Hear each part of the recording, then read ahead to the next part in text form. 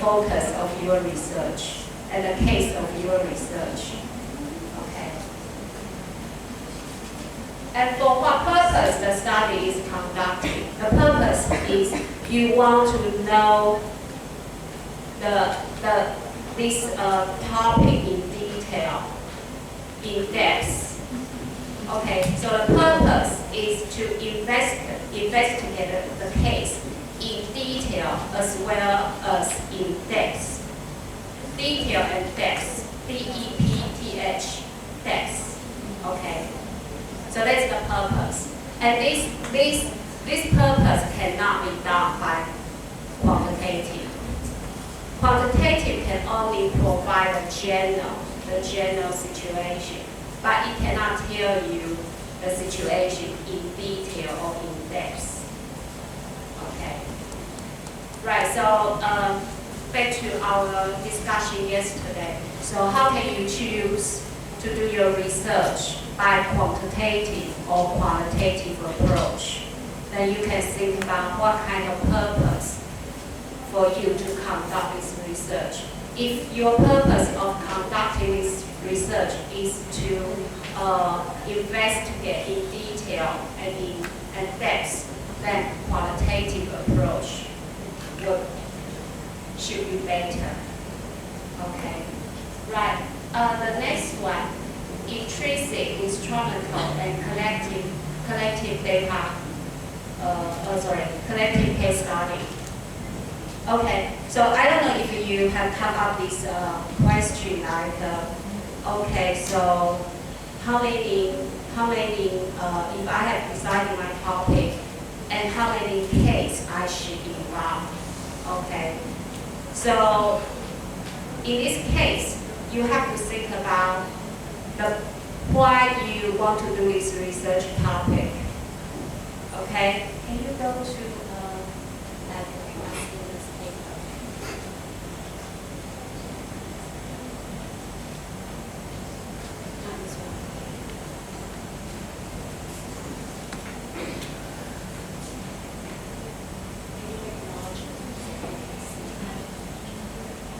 Okay, can you see the slide? This is a research paper done by my student. And when she did this research paper, she was your age. Okay, so she was actually doing also like a thesis course. And she actually got sponsored from our government, and she did very well. So she actually completed her thesis in Chinese, but because I saw she did so well, so I talked to her, why not that we translate into English and we send for conference for submission. So then we did it, okay? And it was accepted by the conference, and it was highly regarded at the conference. And I got a lot of invitation from the publish. Can I publish your paper?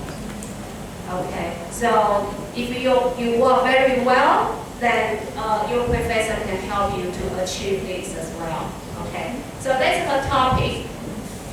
And this research was done by qualitative approach. Actually, the main topic is high school students' camping service experience and set concept development. Okay, so by looking at this topic, what's the key words? The main concept in this topic. That's the thing we discussed yesterday. What would be the key words? Set concept development. Okay, that's the key word. That's the most important key word. And camping service also. Camping services also. Okay. And why it has that the front title, the magical power? Because if you do qualitative research, you want to present it in a very readable format. And if you give it a title like this, it's more appealing to your reader. It doesn't sound as strict or academic. It sounds more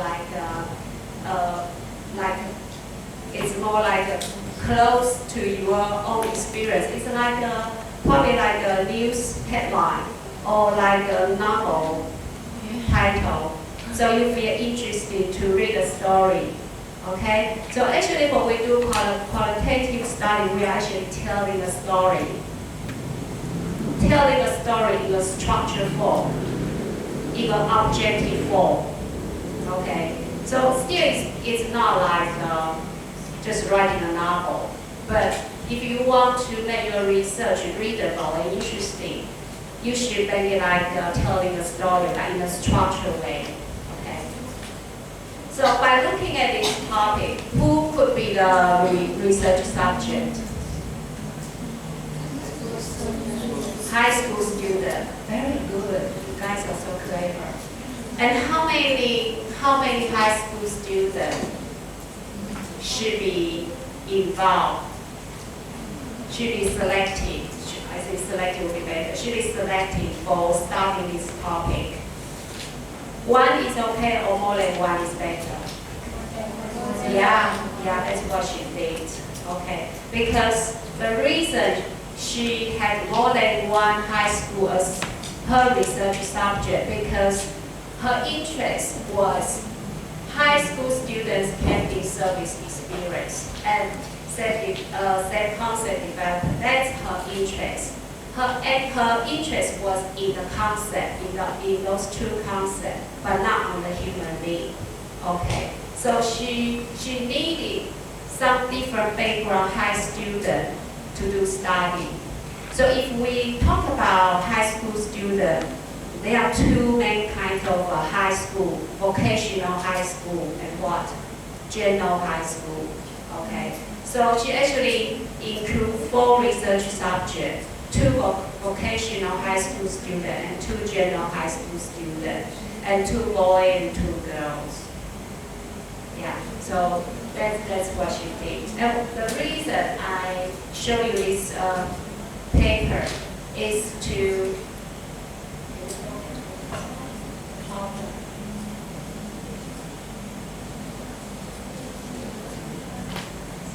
so it's back to here.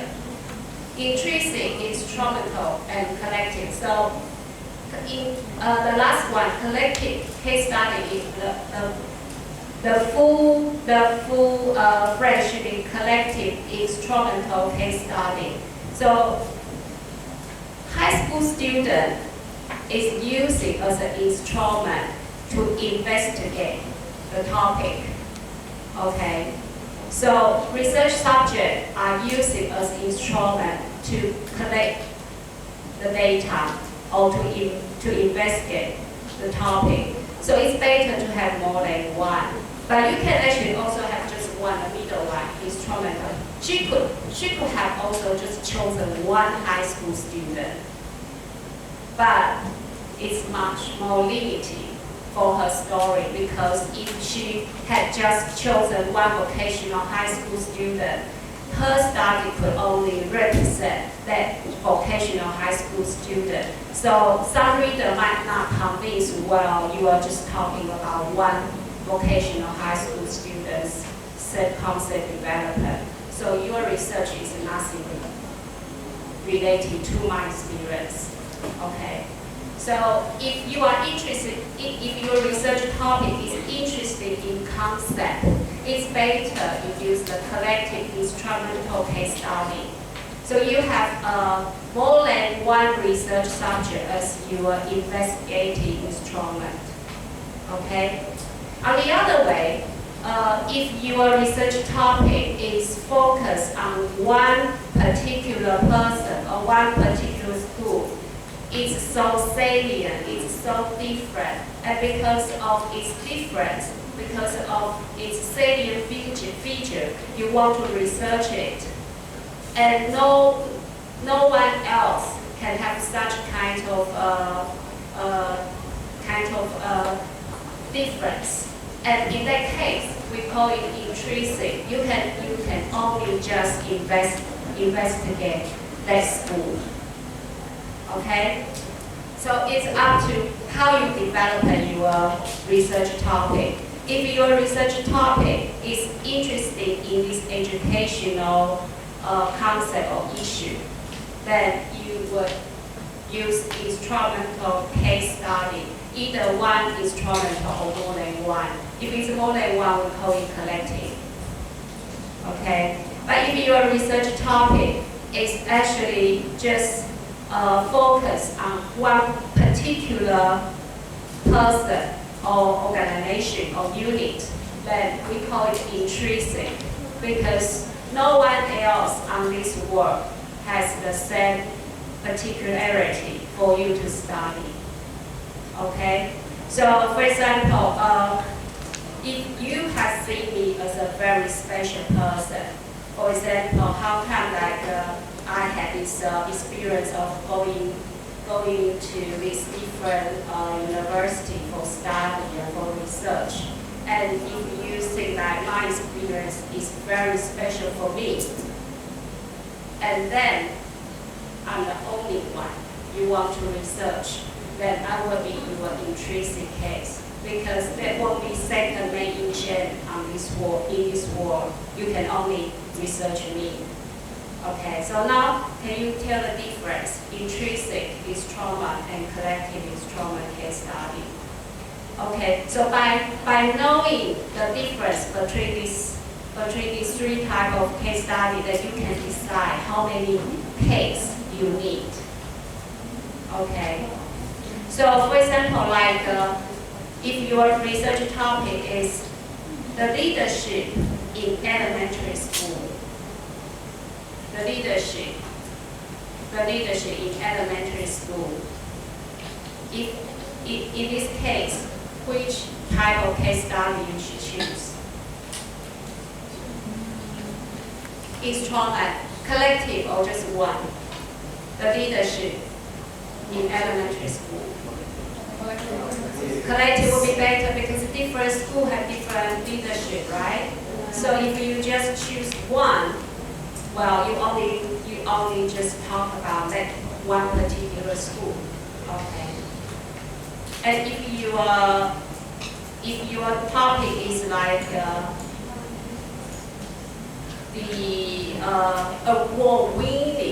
award-winning leadership in, for example, the award-winning leadership in Solo Elementary School. Okay, so that's intrinsic because it's award-winning. That's why you want to research it. And that Solo Elementary School is the only one who has won that reward. Okay. So, are we okay here? Everyone following? Yeah. Okay, good. Right. Alright, so this is our second research structure we want to talk about, action research. Okay. Action research is a very different approach, different kind of research approach, I would say, in research. Okay, so let's look at the target of action research. So the target means why people choose to do action research. Okay, first, to uncover or produce information and knowledge that will be directly useful to a group of people. Okay, so usually if you conduct an action research, it's actually within your own group. Okay, so usually action research is used to resolve the problem, and you want to resolve the problem related to yourself, and that's why we choose action research. So once the problem is resolved, it will benefit all the members in this group. Does that make sense? Does that make sense? Okay. For example, are you belong to the same group? All of you here? Are you belong to the same group? Do you always go to the class together? No. So you are belong to different classes. How many classes class B? 2. Class A, class B? Yes. Alright. Okay. So, for example, class A always behave better than class B. Well, I just use that as an example. I don't know if it's true or not. Okay, class A always behave than class B. And your professor happen to be the tutor of class A. Class B is better. Okay, class A always behave better than class B. And your professor happen to be the tutor of class B. And he's very annoying. Because why? Why class A always behave better than my class? What problem with my class? So he wants to figure out. Okay, and your professor probably find out that being late, no time consciousness is the problem. But students always come to class late and always submit the assignment late. So as far as this problem can be resolved, maybe there's a starting point to improve his behavior. Okay, so then he decided to conduct action research to solve out this problem. Okay, and he focused on how to help students be punctual. Okay, so that's the thing. If this problem can be resolved, and then all class members will be benefited.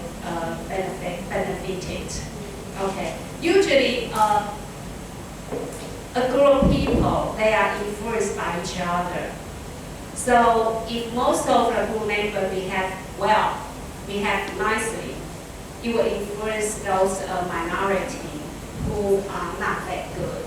So it's important to create a culture that is nicely shared by all group members. And that's what the actual research intends to do. Okay. Right.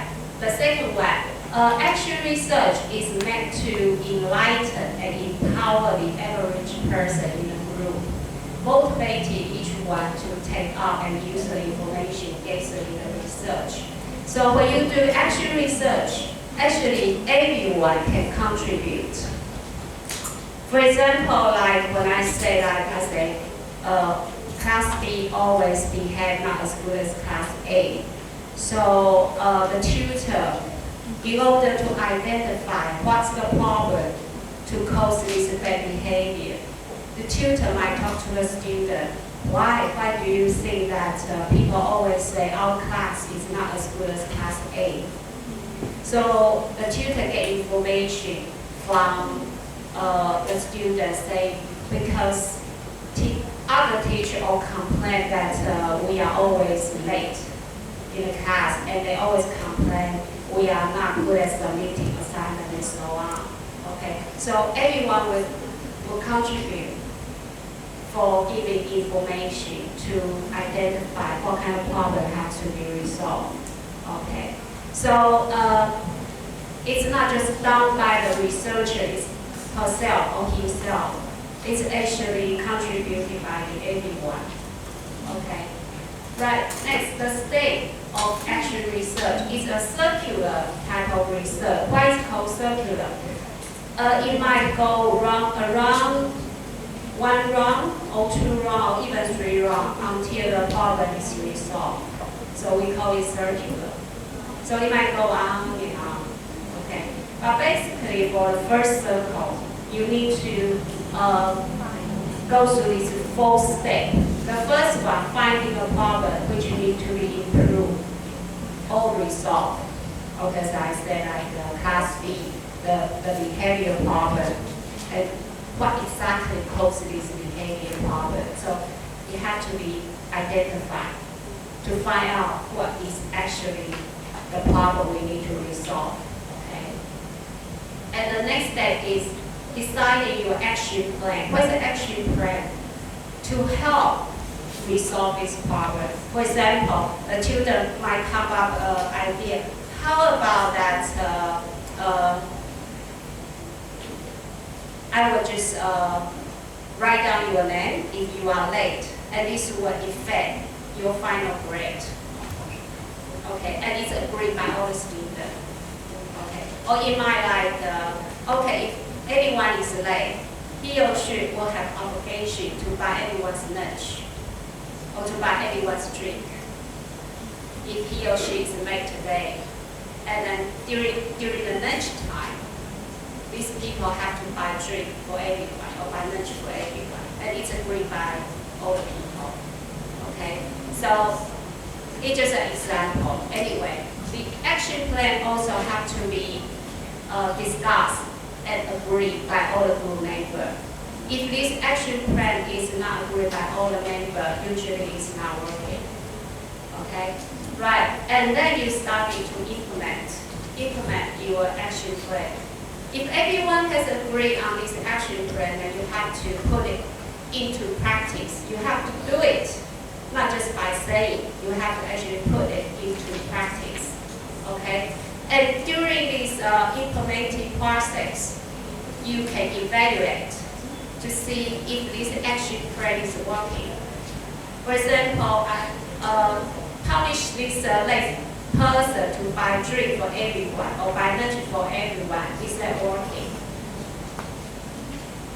Does that help this person not to be late anymore? Okay? Right, so that's the step. Any question? So after your evaluation, if you think that the problem is still not resolved, then you have to re-identify the problem again. Okay, I'll use another example. Like I told you about our students in Taiwan, they are not very motivated. Okay, they are not very motivated. Most of them probably just sliding their smartphone, or probably just even sleeping on their desks. It's incredible. Okay, so I want to resolve this problem. I saw probably my teaching material is not interesting. Yeah. So I changed my teaching material to change something new, something might be more interesting for them. And change this teaching material is my action plan. Okay, so I started to use my new teaching material as implementing my action plan. And while using this new teaching material, I evaluate if student has been much more motivated. Less people sleep and less people slide in their smartphone.